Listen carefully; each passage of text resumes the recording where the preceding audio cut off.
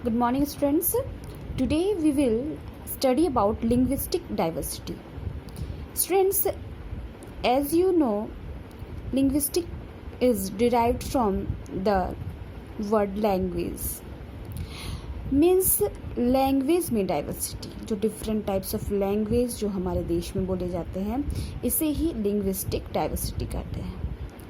The Rigveda dating back to 1500 BC is the oldest manuscript available in any Indo-European language. Students, जो ऋग्वेदा है, जिसे माना जाता है कि जिसकी डिस्कवरी 1500 BC यानी कि 1500 साल BC यानी कि बिफोर क्राइस्ट हुई थी, ये सबसे पुराना मैन्यूस्क्रिप्ट है students, available in any Indo European language, जिससे इस ऋग्वेदा को हम लोग किसी भी इंडो यूरोपियन लैंग्वेज में देख सकते हैं. Sanskrit is the root language from which the other Indian language have originated. लेकिन ये जो संस्कृत भाषा स्टूडेंट्स, ये रूट लैंग्वेज है किसी भी इंडियन लैंग्वेज का, जहाँ से इसकी उत्पत्ति हुई है. कहने का मतलब संस्कृत भाषा से ही बाकी सब भाषाओं की उत्पत्ति हुई है. More than 50% of the words which form the vocabulary of the Indo-Aryan language originate from Sanskrit. मतलब कि 50% से भी ज़्यादा वर्ड्स जो हैं स्टूडेंट्स इंडो आर्यन लैंग्वेज के, वो ओरिजिनेट हुए हैं संस्कृत भाषा से ही. The literary forms of Dravidian language also depend on Sanskrit.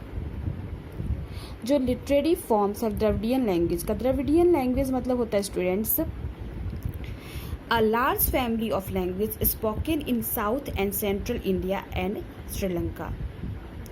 मतलब कि ये डिफरेंट ग्रुप्स ऑफ लैंग्वेज को ही द्रविडियन लैंग्वेज कहते हैं, जो कि हमारे इंडिया के साउथ भाग में और सेंट्रल भाग में और श्रीलंका में भी बोली जाती हैं.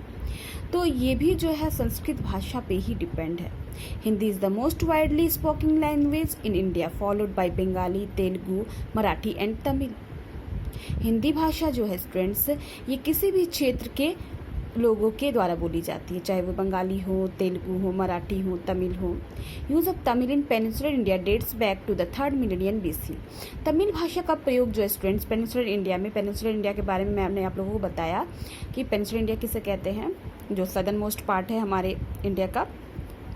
ये तमिल भाषा की जो ओरिजिनेट हुआ, ये तमिल भाषा ये 3000 वर्ष पहले हुआ स्टूडेंट्स, 3000 BC पहले. Kannada flourished in the 9th and 10th century. Kannada भाषा जो है इसका ग्रोथ हुआ 9th और 10th सेंचुरी में. Each state has a dominant language that distinguishes it's people from the others.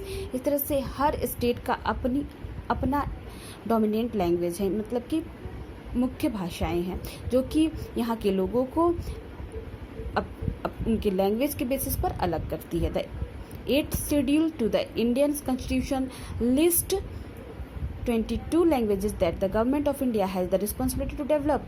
हमारे 8th शेड्यूल में, इंडियन कॉन्स्टिट्यूशन के 8th शेड्यूल में 22 लैंग्वेज बताया गया है कि हमारे इंडिया में 22 लैंग्वेज हैं टोटल, जो बोली जाती है डिफरेंट टाइप्स ऑफ रीजन्स में. Along with these 8 schedule language, English, Portuguese and French are spoken in parts of India with French as the official language of Puducherry.